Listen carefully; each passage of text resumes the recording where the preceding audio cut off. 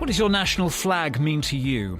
Tim Marshall's former foreign and diplomatic correspondent for the likes of Sky News and is now a best-selling author as well. His book Prisoners of Geography is currently #1 on the Sunday Times paperback list. His new book, dealing with flags, is called Worth Dying For, The Power and Politics of Flags. It's out on the 22nd of September. Tim joins me now. Tim, welcome to the show. Thank you, Mark. Greetings. Well, congratulations on the huge success of Prisoners of Geography. This was 10 maps that tell you all you need to know about global politics. Did you know that you had a winner there? No, I knew I had something accessible, and I know that there is a thirst for accessible current affairs, international relations. You know, it doesn't have to be spoken about in the language of the high priests of diplomacy. You know, this stuff can be broken down. So, you know, I was confident it would do okay. I am very, very pleasantly surprised. But the maps, you know, they were a vehicle to explain international relations, and the flags are similar. That, you know, they explain concepts and things that are happening now and the history of how we got to where we are. And I just thought, you know, this is another great vehicle to explain things. And how did you decide to map the book out? Because clearly flags mean different things to different people. No pun intended. I looked at all the other books about maps that there were, and every single one of them that I found were all reference books. So, you know, B for Bermuda, there's the flag, and here's a paragraph about it. And that's interesting, and it helped me enormously. But I didn't want to do that. I've done it almost thematically. The United States flag opens because it's the sort of best-known flag in the world, and you get the history of that flag, how it came to be, and then the politics of burning it or not burning it, and then the Union Jack, which you can call it that apparently. And then I move on to Europe and talk about how the cross appears. And of course the cross appears in Europe because that's where Christianity flourished. But the thematics of it is, for example, the Scandinavian cross it is in 5 flags up north, and that's the least Christian part of Europe in the modern world. Head down south to the Catholic areas where the church attendance is still bigger, and there's very little Christian iconography in it, except there's little details. The Portuguese flag, those 5 shields, it's the 5 stigmata of Jesus Christ. So it's got those sort of little nuggets in it, but then it's themed as to why are so many flags a certain colour. Africa, red, gold and green. You go into the history of why they're red, gold and green. What really fascinates me looking through this is the different attitudes that we have, depending on where we live, to the flags. I mean, you started with 2 that couldn't be more different, the Stars and Stripes in Chapter 1 and the Union Jack in Chapter 2. Is it about the age of countries? Is it about the way politicians wrap themselves in flags? What influences the way that we, the general public, respond to our flag? Well, we're born into it, aren't we? And it's there, it's always there with us. And for many of us, whether it's nationalism or patriotism, or whether it's a sort of basic pride in a collective, you're always there with it. Now, the United States tends to take their flag more seriously than many other countries. I mean, I go into some detail about these ceremonies they have. If it's torn, you go to these amazing ceremonies where they say prayers over it and fold it up in a certain manner, and sometimes they burn it ceremoniously. They have to fold it in a certain manner so that the stars on the very last fold into the blue, so the stars fold into the nighttime. You know, it's all full of imagery like that. The colours are interesting. We have the red, white and blue. That informed many other people's flags as the nation states began to emerge around the world. Because the Europeans were the first ones with the nation states, you'll find that the tricolour is widespread around the world, because everyone thought, well, we need a flag, we're a new country now. Oh, yeah, well, that's how they do it. We'll do something similar. Then you move on, Mark, and you go to somewhere like the African continent, where they wanted very little to do with the colonial masters for obvious reasons. And you do find tricolours, but you don't find the colours that you find in Europe. Whereas in Latin America, where the European culture was sort of imposed upon it, and when they got their own freedoms, they still had that European culture, you do find the European colours. So it's themed like that. Can we pick up then on Africa? Because you talked about countries that were very ancient civilizations, but they were very new countries emerging from colonialism.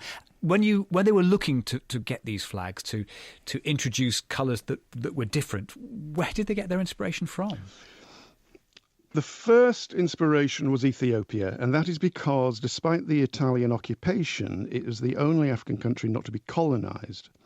And so a lot of the peoples in the different areas really took inspiration from the Ethiopian flag, which is green, yellow, and red, gold, and green. And that had a massive influence. And then, so the very first country in the 20th century to become independent, Ghana, they took red, gold, and green. They did it in a different pattern. They've got red at the top and gold in the middle, whereas the Ethiopians have got green at the top. But that was absolutely inspiration. And then you go on and look at the Mozambique flag, same color. The Rwandan one is informed by it. Many of the African flags you find this color. And then there's always these amazing little nuggets. The Rastafarian flag, because they go back to Ethiopia, for they believed in Haile Selassie, who was the Ethiopian president. The Rastafarian flag is the same color as the Ethiopian flag. The Ghana flag, and there's the last bit of a jigsaw, has a black star in the middle of it. Why? Because they took the Ethiopian flag, but the very first prime minister of Ghana was very influenced by a Jamaican-American nationalist, black nationalist, called Marcus Garvey. And Garvey had this thing called the Black Star Liner, these ships to take people back to Africa. And so as tribute to that, he puts a big black star in the middle of his flag. So, you see the politics of this, and you see how it informs the way people think about themselves now. And how important are flags that actually don't refer to a specific country at all? Everything from the United Nations to the EU to Islamic State. Well, yeah, Islamic State's in there, and it's fascinating for its iconography, and it's deliberately designed the ISIS flag in a very rough and rudimentary manner, because that is they're branding themselves. We are not like the Saudis with their flash flag with all that calligraphy on it. We are rough and ready. We're back in the 6th century. So even the flag itself says, we adhere to the 6th century. And that sort of message, it really is very important. You came into this talking about the Olympics. That the 5 rings are the 5 continents of the world, but they are all interlaced. And so the flag says unity. Now, leave to one side, there might be 7 continents, depending on how you count them. That's not really the important thing. And then going back to politics and flags, the United States, it says in their flag code, this flag dips to no man, not to a king, not to a queen. It dips to nobody. So the United States is the only country tonight, when they have the Olympic ceremony, as you pass the president of the country that's hosting it, you dip your flag in respect. The United States won't do it. And it's not because necessarily they think that they're better than anyone else, but their flag code says this flag does not dip. After all this work, travelling all around the world, visiting so many different countries and looking at how they respond to their flags, what were you left thinking was the best way a country can celebrate its flag? Do you like the US way? Do you quite like our standoffish, yes, it's there, but we don't really care much for it? Well, that's problematic, Mark, because flags are to do with nationalism and patriotism, and certainly patriotism has a bad, negative connotations for some people, but not for all. It's when it's taken too far. It's when, if someone burns your flag, you might kill them for doing such a thing. It's when you are not confident enough about it and about yourself that you feel you have to take revenge if someone burns your flag. It is just a piece of cloth with some paint on it. And if you're confident enough about yourself, you're not going to get too angry. I mean, Johnny Cash, before he died, he was holding a concert and he said, hey, I love this country and its freedoms. They've even got the freedom to burn the flag, and I agree with that. And people started to boo him. But then he said, but you know what? We've got another amendment that says I've got the right to shoot them.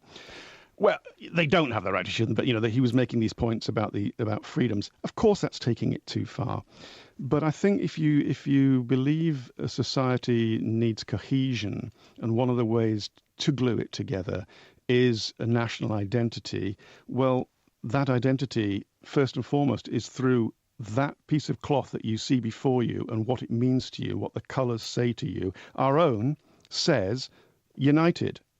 it says that these three flags that have come together are the United Kingdom. I mean, it's problematic that the Welsh dragon isn't in there, but I go into that sort of thing in here.